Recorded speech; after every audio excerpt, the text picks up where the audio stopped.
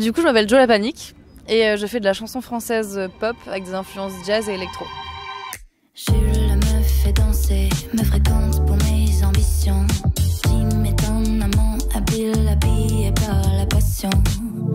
Ces imbéciles se déchirent de leur passion. Je suis le fruit qui se divise, qui s'incline pour mon plaisir. Alors, parce que y a plusieurs raisons. Déjà parce que je suis un peu angoissée. J'ai des troubles anxieux, etc. Donc ça façonne un peu ma façon de voir les choses. Et c'est ce qui fait un peu ma spécificité d'humain, on va dire, en partie. Et aussi parce que c'était un délire avec une coloc que j'avais. On était très cow-boy et très mauvaise VF. Tu sais, des missions un peu Pimp My Ride, genre « Et là, j'ai rajouté un écran plat et nanana ». Et comme c'est une fêtarde, je vais lui poser un plafond à facettes et un spot pour une ambiance disco. Et donc on parlait comme ça, on se parlait comme ça en mode « Hey, passe-moi le sel !»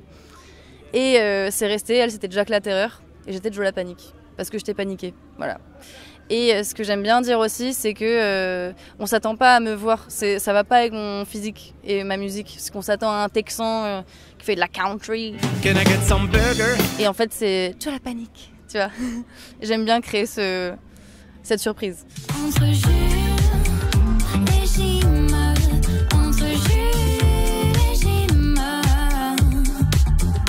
entre Jules et Jim, font pourquoi choisir.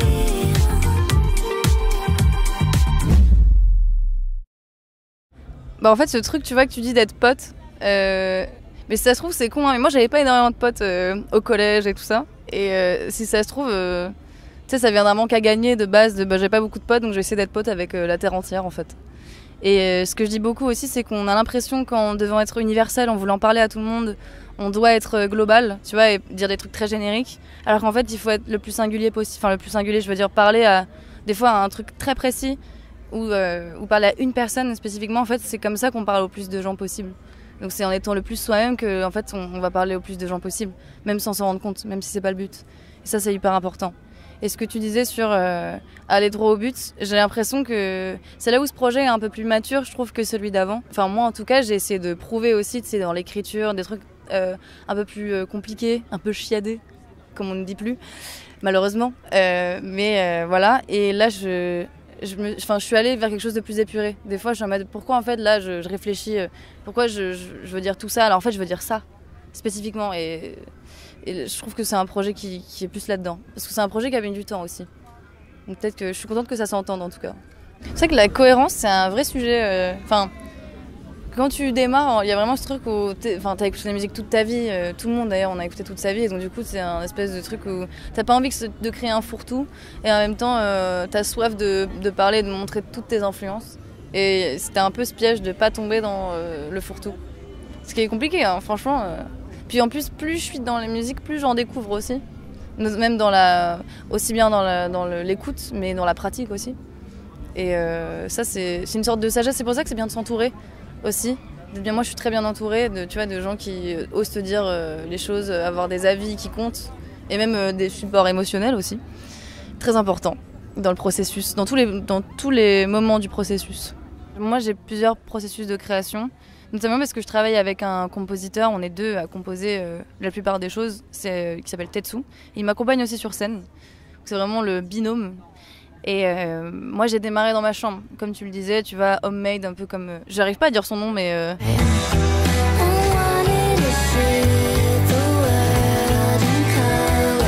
Voilà, elle. On dirait un peu un truc de scat, genre bi ba bi bi. Donc voilà, quand on parle de cette dame, c'est ça. Mais bref, j'étais un peu là-dedans aussi. Le premier projet est homemade de ouf, notamment pour ça, parce que c'est que des compos que j'ai fait dans ma chambre, etc. Et là, je suis quand même assez attachée à ça, donc des morceaux comme Insta Crush, ça démarre guitare-voix en fait chez moi, avec une petite note vocale. Et j'aime bien que beaucoup de mes chansons soient d'abord comme ça, parce que je trouve que ça s'entend. Quand c'est fait solo, quand c'est fait guitare-voix et après produit. Et des fois, ça arrive qu'on se retrouve avec Tetsu, qu'on ait une super bonne idée ensemble. Et alors, nous, on parle plus de composition que de prod. Mais voilà, des fois, on se retrouve et en fait, on fait tout de A à Z ensemble. Et ça crée des trucs super. Comme Pâquerette, que tu as peut-être entendu, voilà, magnifique. Qui est fait en plus avec un autre compositeur qui est pianiste. néoclassique. Vraiment le truc, je trouve que ça s'entend, tu vois. Enfin voilà, je suis entourée de gens hyper talentueux aussi. Et alors après, l'écriture, c'est un autre truc, c'est que soit j'ai écrit direct pendant que j'ai composé, ça m'arrive pas mal, soit des fois je trouve après. Mais moi, je travaille avec un thème. Et tu vois, tu parlais de champ lexical du jeu vidéo, mais en fait, si tu écoutes tous mes morceaux, même Morphée, etc., j'aime bien cette histoire d'angle. C'est que on parle souvent de chansons d'amour, etc. Moi, j'aime bien avoir un angle précis et m'amuser avec les mots, et donc trouver un angle. Dans Morphée, c'était Placeboy. C'était donc avec le champ lexical de la médication, enfin, le champ lexical pharmaceutique. Et là, du coup, c'était les jeux vidéo. C'est le truc, ça, c'est un truc qui me touche aussi particulièrement, comme tu l'as dit. Et donc, pareil, Instacrush, tu vois, il y a toujours un thème, il y a un angle hyper précis. J'aime bien ça. Parce que je trouve qu'on travaille mieux avec des contraintes, même quand on se les donne à soi. Je voudrais réapparaître, babe, je suis sur le coup. Hier je disais pareil, à trop m'écouter parler, je deviens sourd. Des photos dans l'appareil, on est sur le coup. De l'amour ou de la paresse, enfermé dans la porte, je deviens fou.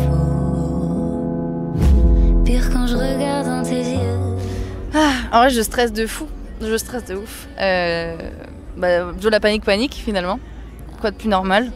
Ce que je dis là beaucoup et ce qui est très vrai, c'est que donc moi je viens de Montpellier et donc du coup je sais pas, il y a une saveur un peu différente parce que peut-être pour les Parisiens c'est genre le gros festival de Paris, tu vois.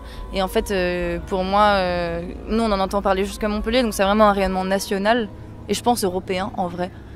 Parce que là j'ai cru comprendre qu'il y avait aussi beaucoup de touristes qui sont venus spécialement parce qu'en plus il y a une programmation très rare et du coup moi c'est vraiment, j'ai l'impression de faire le meilleur festival de France quoi.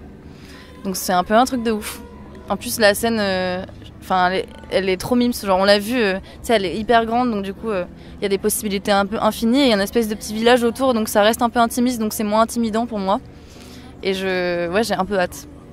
J'ai assez hâte même. J'ai un peu visité là, j'ai vu la grande scène. En vrai, c'est d'abord du stress, parce que vu que je panique pas mal, j'ai du mal à profiter avant que ce soit fait. Genre là, je profite, mais avec un espèce de filtre de ok, il faut rester concentré. Il faut pas craquer maintenant, tu vois, un peu un truc comme ça. Du coup, quand on a eu l'appel, en vrai, j'ai été hyper contente, mais je pense qu'il y a eu un. En fait, plus la nouvelle est ouf, et plus t'es un peu stressée de ok, il faut que j'assure là, ça veut dire. Mais c'est vrai qu'en plus c'était il y a pas longtemps, si j'avais su, parce qu'en fait c'est grâce à un tremplin, si j'avais su en faisant cette scène, en plus on avait eu plein de galères ce jour-là, tu vois, c'est assez ouf.